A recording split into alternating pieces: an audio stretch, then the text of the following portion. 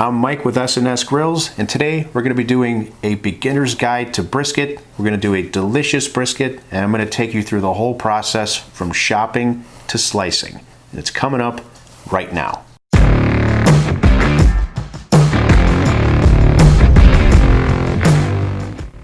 Welcome back to the channel, everybody. We really appreciate having you here. If this is your first time here and you haven't subscribed yet, please consider hitting the button down there and clicking the bell to get notifications anytime we release new content. So today's brisket recipe starts with shopping. When you're out at the store, you're gonna have different grades of beef to choose from. Select, choice, prime being the top grade. You basically just wanna make sure you're choosing something that's marbled well. Inspect the package. Sometimes you can tell how much trimming you're gonna need to do as well. Although it's not always easy to see through the package, sometimes there's gonna be more trimming than others. There's a lot of variables when it comes to that. Focus more on marbling than anything. Now let's talk prep. 1 to 2 days before the cook, you'll wanna unpackage your brisket and start the trimming process. On the top side of the brisket, you really just wanna focus on removing as much of the hard fat and silver skin as you can. There'll be times when you feel like you've maybe gone a little bit too far with the trimming. It's fine, everything's gonna be okay. Once you get this seasoned and cooked, it's gonna look beautiful. So don't sweat the trimming any more than you have to. The underside or the fat side, you'll wanna reduce that down to about 1/4 inch. Once again, it doesn't have to be perfect, but if you get close enough, you're gonna produce a really good brisket. The most important thing is to remove as much of the hard fat as possible from the top area, because that's gonna be our surface area. We wanna create as much surface area as possible for our rub to stick to. That's where a lot of our flavor is gonna come from for this cook. Now, once your trimming is done, very important step coming up next, the dry salt brine. I'm using kosher salt today, and there is an equation you can use with that. It's about 1/2 teaspoon per pound. But I just like to cover it the way I would cover any other piece of meat when I'm salting it, just to keep it simple. This dry salt brine process will help to denature the proteins in the meat, pull moisture out, and soak back in. That gives a lot of flavor to the meat with each and every bite. And again, it also helps to tenderize the meat. Once you get it salted, just place it on a rack in a foil pan. The rack will keep it elevated to keep it away from any moisture that might gather on the bottom of the pan. Then get it in the refrigerator for anywhere from 1 to 2 days before the cook.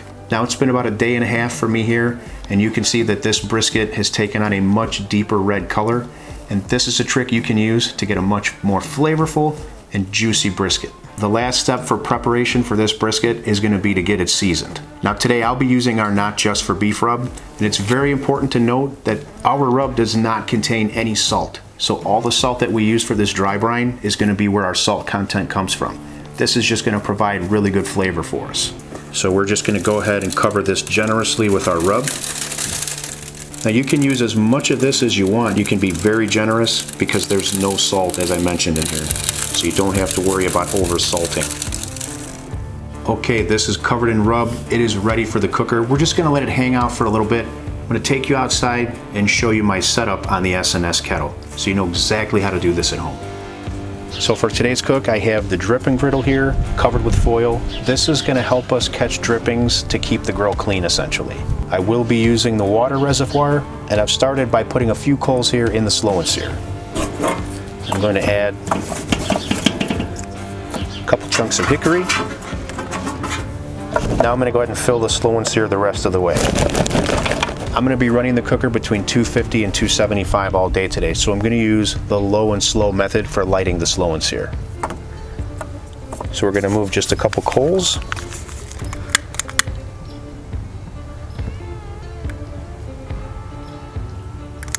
We're going to light our wax cube, or you can use a tumbleweed, whatever you prefer.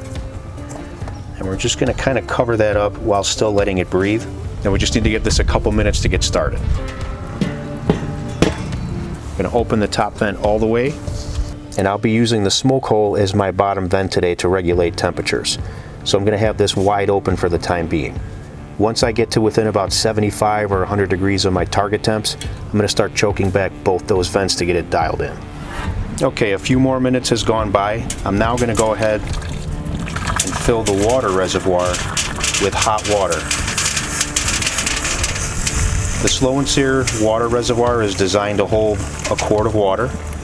So I've got 4 cups here going in. Perfect. This really helps with moisture throughout the cook. Now I can get my grate on. And I'm gonna get my remote thermometer in place using this probe port.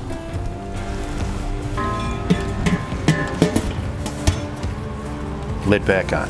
So we're running at our temperature now, right around 250. I did make a couple vent adjustments, which I'm gonna show you. Here's my top vent setting. My lower vent is completely closed, and I've got the smoke hole right here around 50%. Now I may have to adjust this throughout the cook. I'm just gonna kind of play it by feel. And keep in mind, this is a good starting point for you, but there's a lot of variables when it comes to cooking with charcoal, including your environment and the weather. So just tune it in the way you need to get these temperatures. Again, 250 to 275, that's our goal for today. Now I have the brisket set on the cooker. I've got a remote thermometer in the thickest part of the flat. That's where I'm gonna be monitoring temperatures for this. We've got some good smoke rolling. It smells beautiful out here. It's just time to get this lid on now, and we are just gonna leave this alone. Other than monitoring temperatures, we're just gonna leave this alone. We won't come back to really pull this lid for the next 4 hours or so. Okay, our brisket's on. So this is a 15-pound brisket. It's gonna take a while. I'll give you the times as I go through each step, but remember, we're always cooking to temperature and tenderness, not time.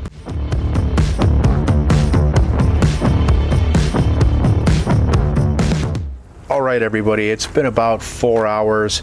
The brisket has come up to 142, 143 Fahrenheit as far as the internal temperature.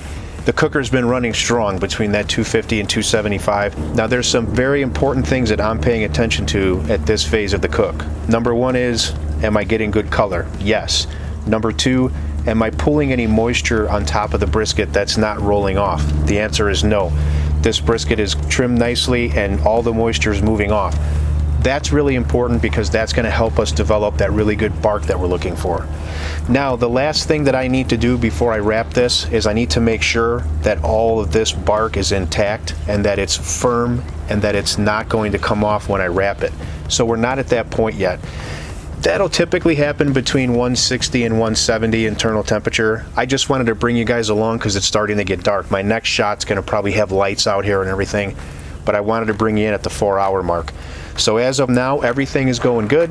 One more thing that I did just to demonstrate while we had good lighting is I wanted to show you how you add coals to the Slow N Sear. All I did for that was take my coal tool, move the coals around to get the ash out, put all the lit coals to one side and add some unlit coals to the other. Whatever you need to replenish coals during a cook, that's the technique for it. So for now, we're just going to get this lid back on, let this continue to cook until it's time to wrap. Should be probably within the next couple hours. I'll see you then. Okay, it's been about 6.5 hours. It's very cold outside, and this brisket is now in the stall. We're at about 165. The cooker's been running at about really it's been a lot closer to 275 for this whole cook. So again, we started with a 15-pound brisket and trimmed that down. Probably it's down to about a 12, maybe even 11 pound. There's a lot of trimming that we had to do as far as the hard fats. So 6.5 hours in, we're now at that 165 mark. We are in the stall. Let's take a look at our bark and see if it's set.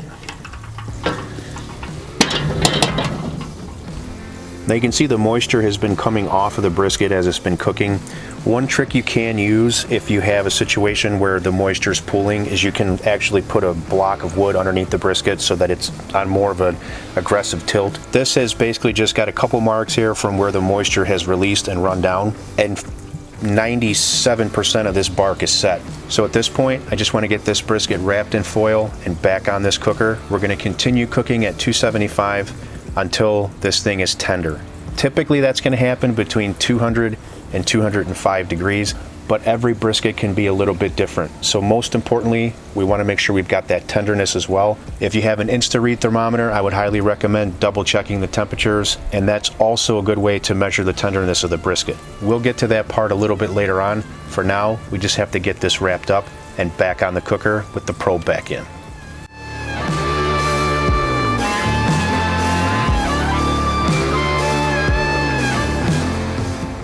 So it's been about 11 hours and this brisket is probing just butter tender. When you insert your probe here, if it just feels really soft, that's when you know you're good to go. So 203 degrees internal temperature was our magic number for today. Now I'm going to pull this off the cooker, put it in a cooler wrapped in towels, still in the foil, and we're going to let that rest for about 1.5 to 2 hours. I'll bring you back when it's on the board ready to slice. We are back inside where it's warm. Let the brisket rest for about an hour and a half, and it's now time to slice it up. Now when you slice this, you're going to want to slice against the grain. You can see the grain is going this way. Our slices are going to be made that way. Okay, enough talk. Let's slice.